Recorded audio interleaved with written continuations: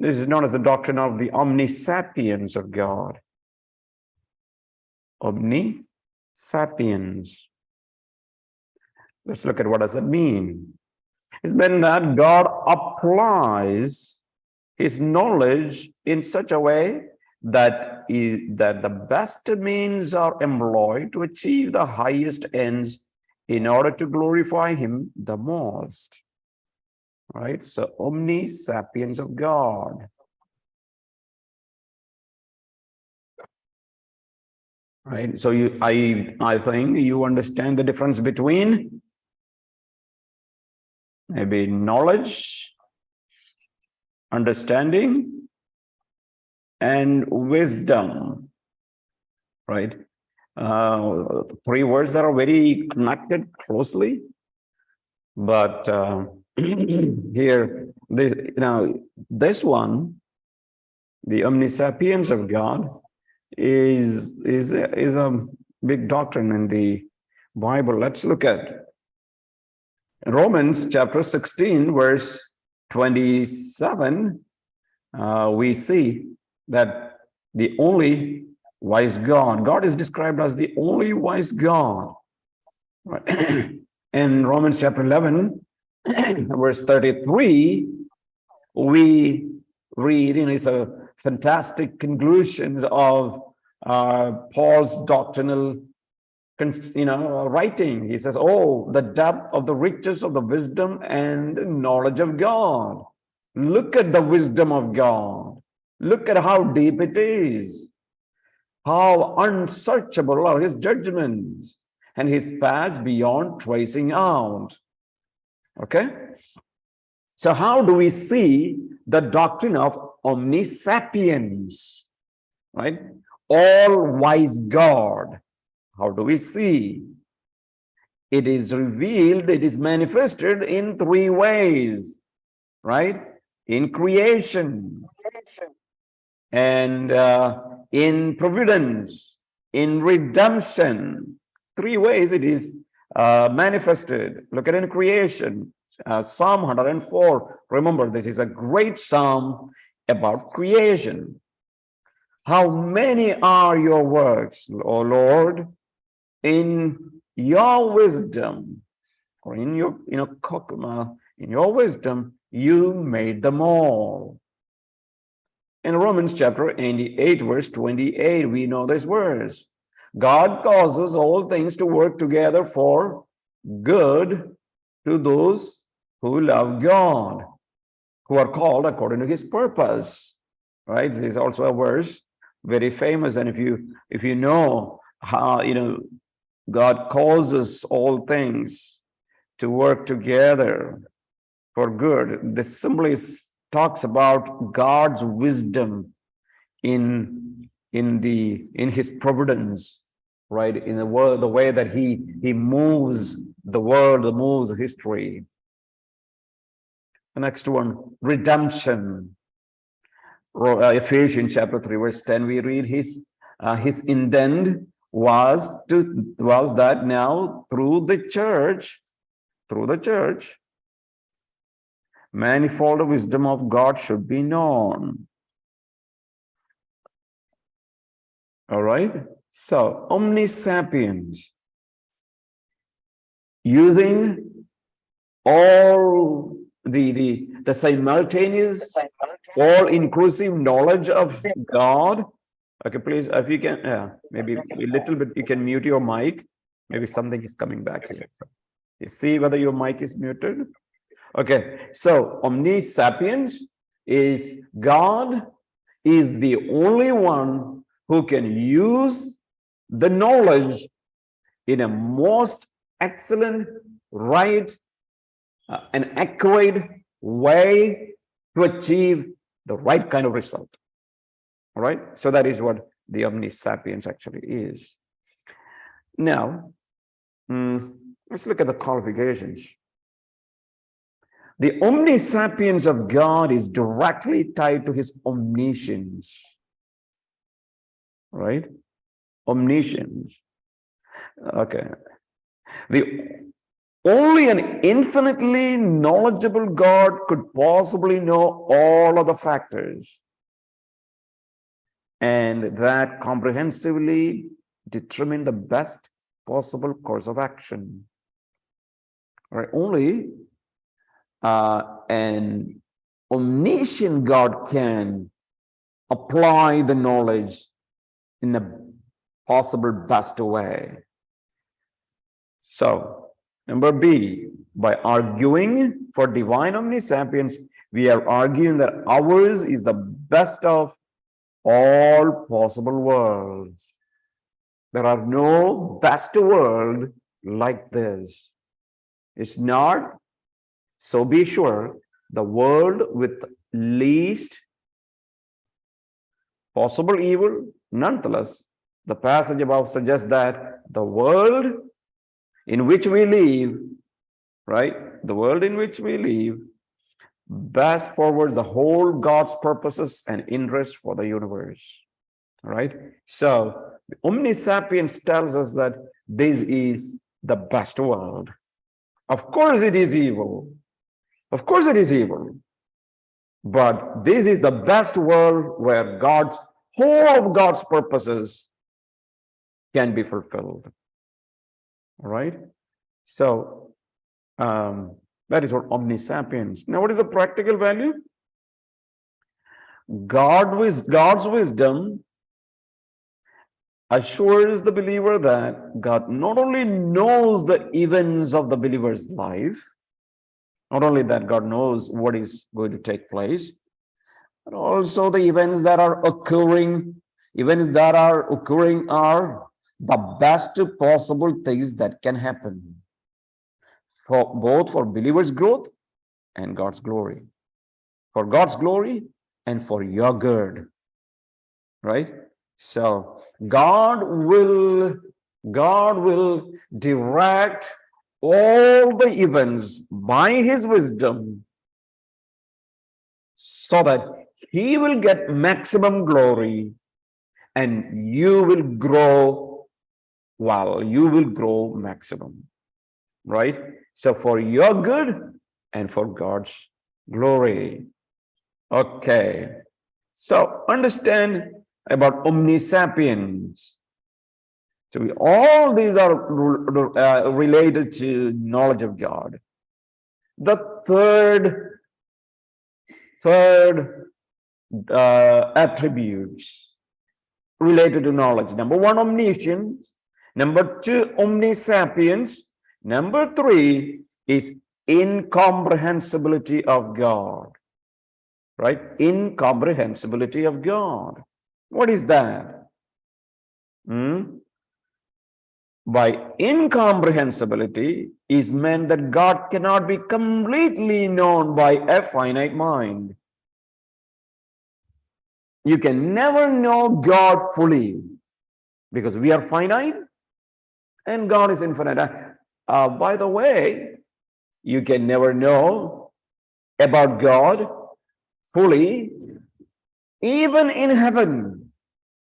Now, remember, some people would say that when you go heaven, right, you go to heaven, and when you reach heaven, you will know everything. Yeah, sure, there will be huge increase in the knowledge. Huge increase in the knowledge, but don't think that you will ever become God. You are not going to become God. No. Even in heaven, you will be a creature. You will be a creature, even in heaven. All right? You will be finite even in heaven. You will never be infinite. Okay? So that is what incomprehensibility of God meant, that God cannot be completely known by a finite mind. So all what you know is being revealed to you in the pages of Scripture. Look at biblical references. Psalmist says in Psalm 139, God's knowledge is too wonderful for me, too lofty for me to attain. All right? Too lofty for me to attain. Job 11. Job says, can you fathom the mysteries of God? Right? Okay. Can you fathom the mysteries of God? Can you probe the limits of Almighty? They are higher than the heavens. What can you do? They are deeper than the depths of the grave. What can you know? Their measure is longer than the earth and the wider than the sea. So you see, higher, deeper, longer, wider. That's what you read in the Job. Isaiah says, chapter 55, for my thoughts are not your thoughts, neither are your ways my ways, declares the Lord. Right? Declares the Lord. As the heavens are higher than the earth, so are my ways higher than your ways, and my thoughts than your thoughts. Again tells us, you cannot completely know God. Not completely know God. God has not revealed about him completely in the Bible. All what God has revealed is what we need to know. What we need to know. Because we are so little, we are so simple, we are so insignificant that we cannot bear all the truths about God. Romans chapter 11, by looking at how God is going to save Gentiles and how God is going to save Jewish people and God's election for salvation, Paul concludes, oh, depth of the riches of the wisdom and knowledge of God. Wisdom and knowledge of God. How unsearchable his judgments and his paths beyond tracing out. So, what we are studying that as finite being, we cannot know God completely. All right? Clarification. This does not mean that God is unknowable. No. Doesn't mean in the neo-orthodox sense. A finite mind can know absolute truth about God. And he can have absolute knowledge of God himself. Can you know God? Yes. You can. Right? We don't think in the neo-orthodox sense that God is unknowable. Right? Only few elite can. A finite mind can know absolute truth about God. He can have absolute knowledge of God himself, but he cannot know all the absolute truth there is about God. You cannot know all the truth. You are not able. We are finite. We are human beings. We are little creatures in God's great creation. But whatever we know is the truth. Right? Whatever we know is the truth. Now, so that means here is a practical value. Knowledge of God is inexhaustible field. Right? It will never be exhausted. You will never fully, Proverbs 25 verse 2 says, it is the glory of God to conceal the matter. Right? It is the glory of God to conceal a matter. To search out a matter is the glory of kings. God doesn't reveal. Remember? Deuteronomy chapter 29 verse 29. What does it say? Can anyone read for me? Can anyone read Deuteronomy chapter 29 verse 29? Anyone?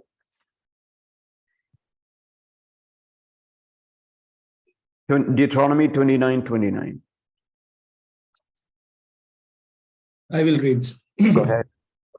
The secret things belong to the Lord our God, but the things revealed belong to us and to our children forever, that we may follow all the words of this law. Okay, so what it says, secret things belong to God, and things that are revealed is for us and for our children, right? So that means there are what? Secret things, right? Because there are a lot, a lot of things that God doesn't reveal. Now, it makes the highest spiritual worship possible. One cannot truly worship a finite God, right? We cannot truly worship a finite God, one that can ultimately be mastered. If you can master God, then you cannot worship. It is the greatest glory of mankind, right? Greatest glory of mankind to glorify God by worshiping him forever. Worshiping him forever. It would seem that it is impossible if he could be fully known. If all the truth of God's are revealed and it is exhaustive, that there is no more things to learn, then a true worship won't be possible, even in heaven. So one of the causes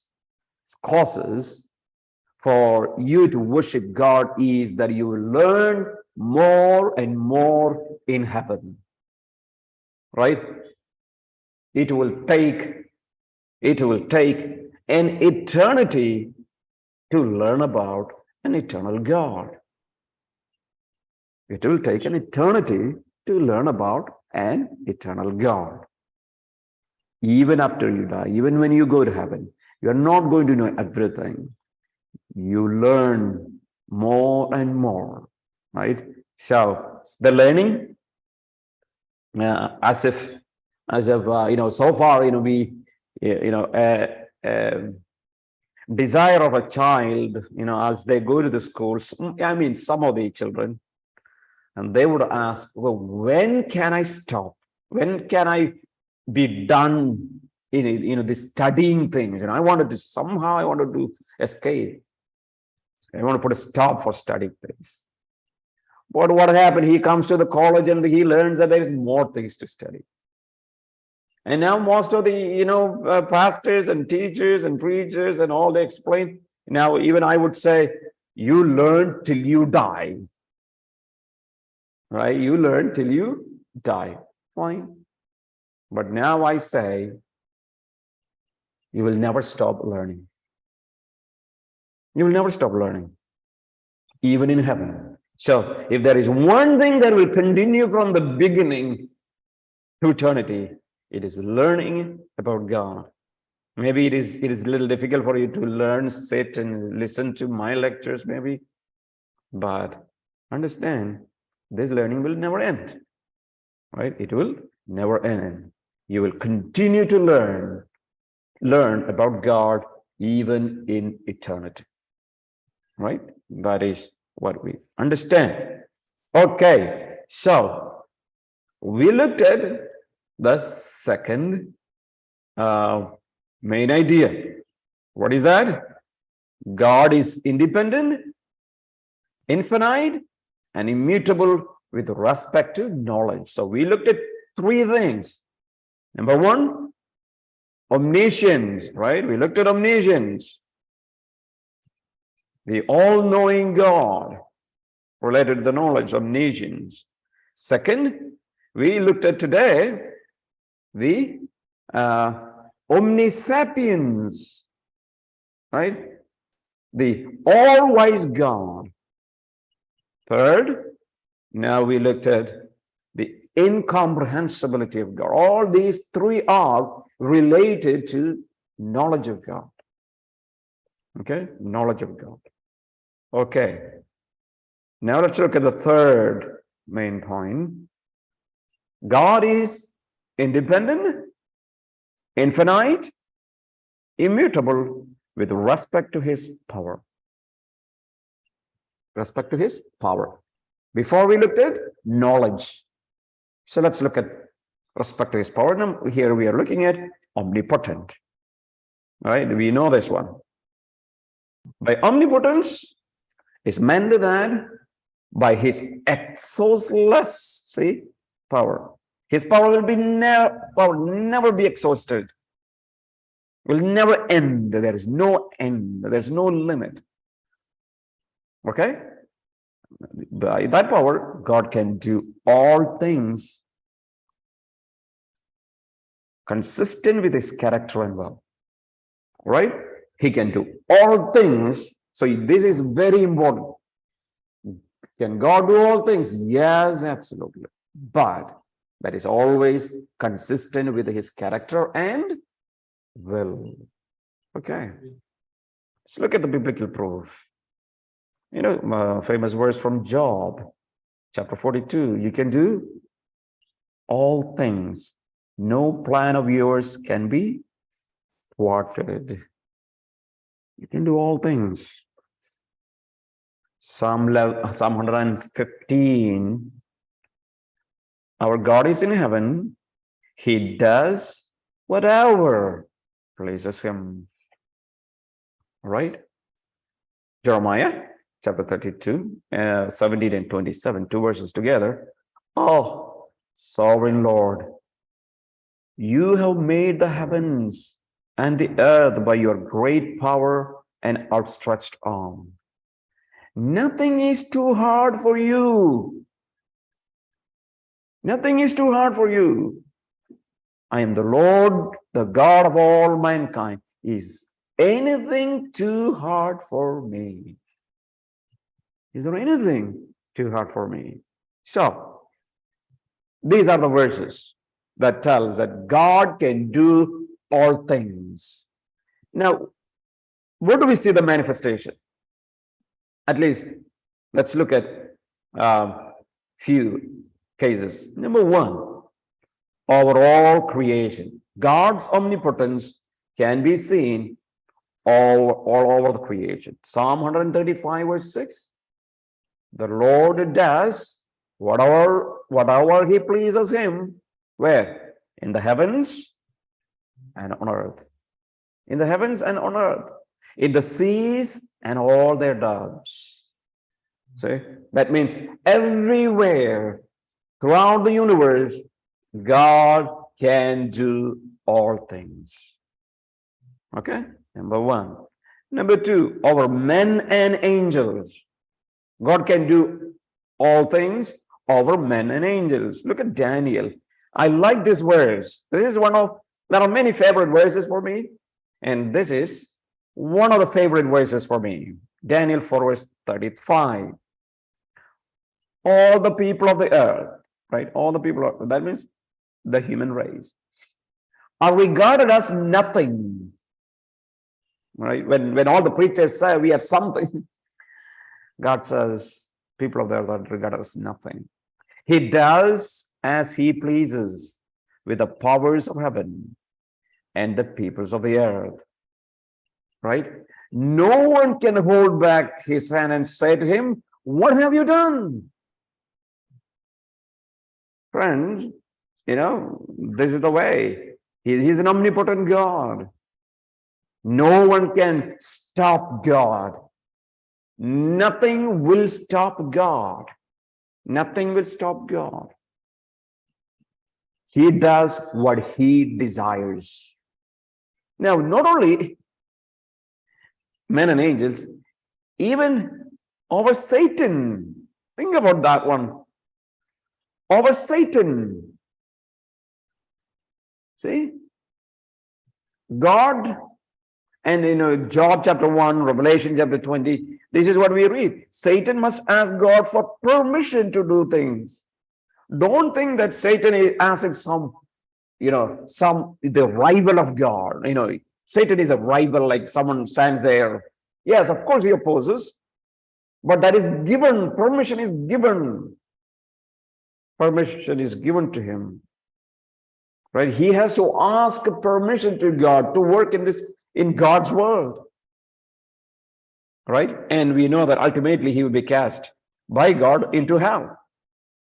So God is omnipotent over Satan.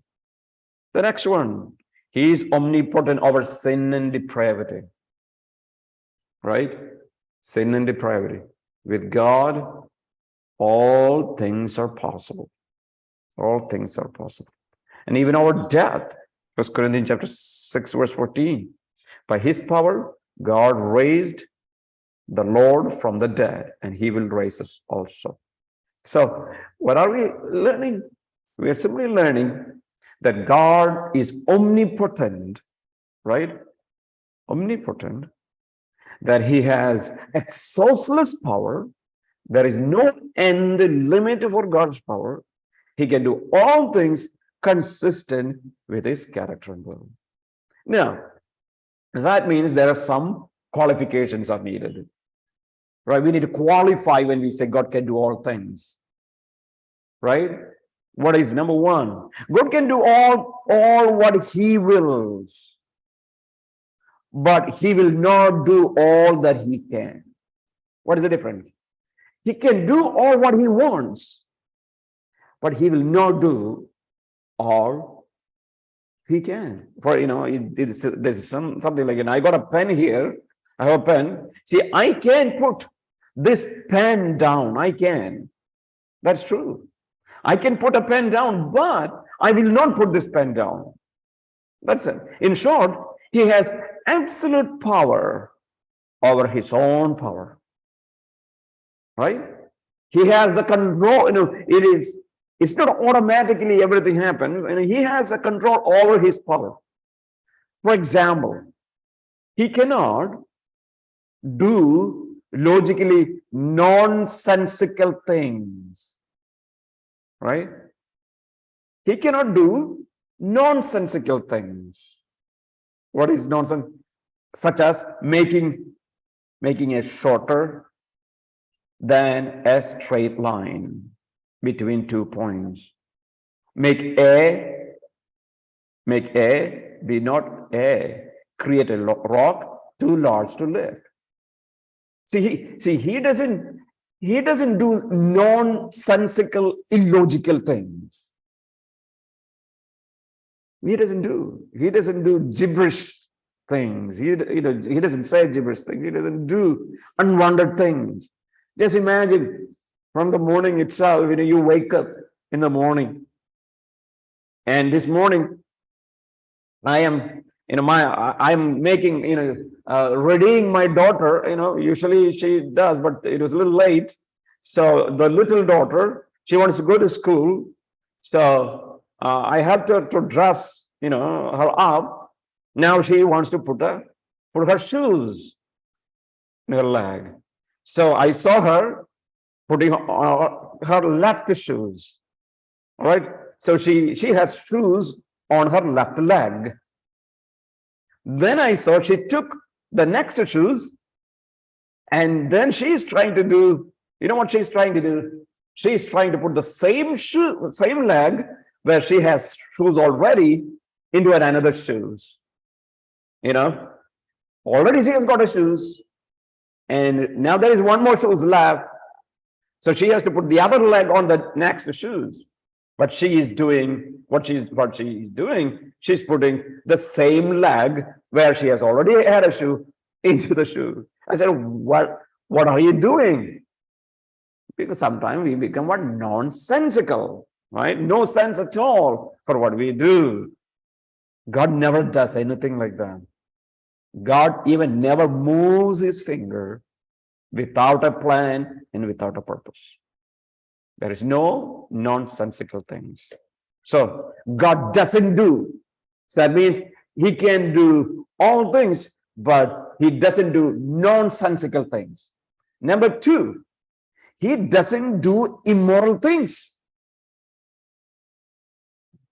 He cannot do immoral things. No, he doesn't. He cannot do. Yeah, there are certain things that God cannot. God cannot do not only nonsensical. See here, Titus says, God cannot lie. God cannot lie. Numbers chapter 23. God is not a man that he should lie. Yesterday I was hearing about someone speaking about lie. How do you find out? How do you find out that if a person lies, he lies? How do you find out? So, one thing is sure, every human being in this world, one time or other times, lied.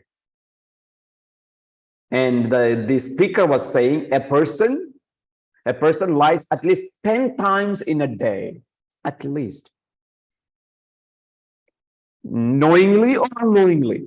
And the speaker was saying, for example, when someone would ask you, hey, how are you? Maybe you are the whole night, you did not sleep. And still you would say, I am fine. Right? I am fine. That's what you would say. Because you don't want to get into all what happened, right? You don't want to get into what happened to you last night.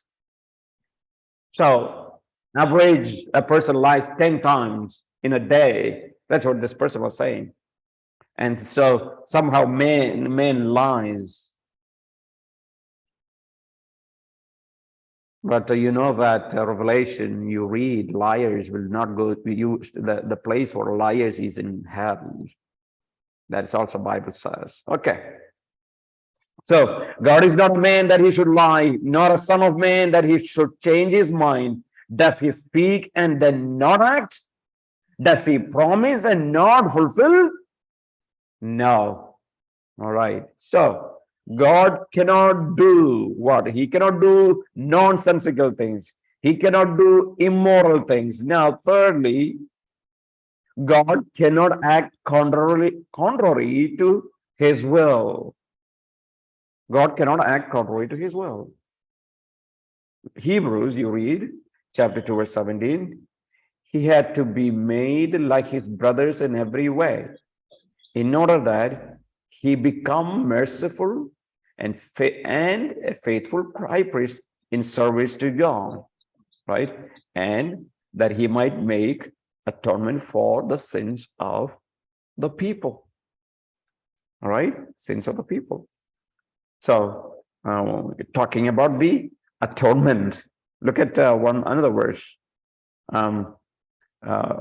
Matthew chapter 26, verse 39. Matthew chapter 26, verse 39. What do you read? My Father, if it is possible, may this cup be taken from me. Yet, not as I will, but as you will. Not as I will, but as you will. So what is right? Yes, it is. The death is a difficult thing, right? Death is a difficult thing. God has decided to send the Son, right? And God can never act against his own will.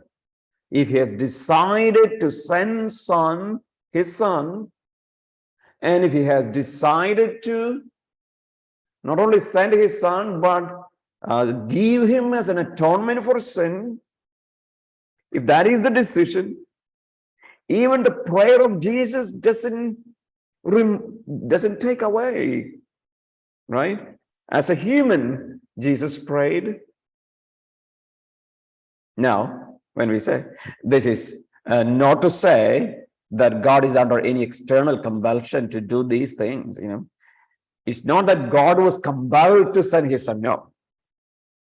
His actions are never necessary in this sense, or he would cease to be free. No. There is no necessity for God to send his son. There is no necessity in God to love us. There was an eternal love between Father, Son, and the Holy Spirit. Not necessary. And some people would say there was no one to fellowship. There was no one for God, there was no one to have a fellowship. So God created a human being. No. In eternity, Father, Son, and the Holy Spirit had an always relationship and fellowship. So what are we saying here is that God is not under compulsion to do anything, but whatever he desires and he wills to do, pleases, he will do. All right. So we saw here, what is the qualification? God can do all that he wills, but he will not do all that he can. Okay. Now let's look at the second qualification. God's omnipotence, like all his attributes, cannot be ceded in any sense to his creatures. You cannot be omnipotent. Some suggest that God voluntarily ceded self-sovereignty to humans, such that they have control over their own salvation. That's what some people think. No, God has never given up his sovereignty. God is thus regarded not as omnipotent, but as omnicompetent, which is wrong, and wholly impotent in the matter of redemption. Especially this comes from Armenians. They think that, remember we discussed yesterday, man has freedom. Man has free will. Right? Man has free will. And because man has the freedom, so he can choose God, or he can be there without choosing God. Either he can choose God or not choose God. He has the freedom to do everything. That is what, and he has the freedom to do everything. Wow. First of all, understand, you are not the sovereign of your salvation. You don't have the absolute authority over salvation. Right? We are sinners. Yes, we have the freedom. We have the freedom to live the way that we want. But the moment a person trusts in the Lord, then that tells something that we don't have sovereignty. It is God's work. Redemption is completely God's work. How do you know? Look at this one. Election. We will talk about this later, but this is, in the soteriology, we will explain in detail, right, everything, but this is for a little information. The doctrine of election. God elected group of people before the foundation of the world who would be saved. Here's one verse, Romans chapter 9, verse 21 to 23. Does not the potter have the power to make out of the same lump of clay some pottery for noble purposes and some for common use? Right? And says, what if God, choosing to show his wrath and to make his power known, bore with the great patience the objects of his wrath, prepared for destruction? You see? Who prepared? God. Prepared for what?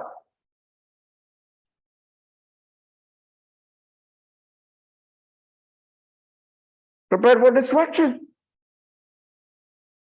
So there is objects of wrath and were prepared for destruction. And then, what if he did this to make the riches of his glory known to the object of his mercy, whom he prepared again? Who prepared? God prepared. Right? God prepared in advance for glory. So, election. Salvation. God's work. Not any human's work. Right? Any human's work. So, God is the sovereign. God's omnipotence is never given to people. That power or that power is not given to people. You cannot be saved by yourself. You cannot save yourself. And the next is regeneration, right? What is that? I remember John to all who received him, to those who believed in his name. He gave the right to become the children of God. And look at the next one. Look at the next word. Everyone quote this verse, right? But look at the next one. Children born not of a natural descent. Which children? Children of God. They are not born of natural descent, nor of the human decision or husband's will, but born of God. That means there is nothing, none of your will or anyone's will actually have any role in our salvation. It's God's power. God's power. And even faith. Even look at the faith. You say, okay, I believed, right? Matthew chapter 19, disciple asked, who then can be saved? And talking about a rich man, can he enter? Can he enter into heaven? Who can be? He said, no. Then who can be saved? Jesus looked at them and said, with man this is impossible, but with God all things are possible. Because God can save. God can give you faith, right? So, there are two qualifications. Number one, God can do all that he wills, but he will not do all that he can. Number two, God's omnipotence, like all his attributes, cannot be ceded in any sense to his creatures. He doesn't give this power to anyone. All right? Practical values. Okay. That which is impossible for us is possible with God. That is the greatest lesson we learn, right? When you learn a doctrine. Number two, events in our lives are not only within the scope of his knowledge and wisdom, but also the events in our lives are within the scope of God's infinite power to effect his ends. So every event that happens in your life, God moves with his infinite power to the end that he has decided. Okay.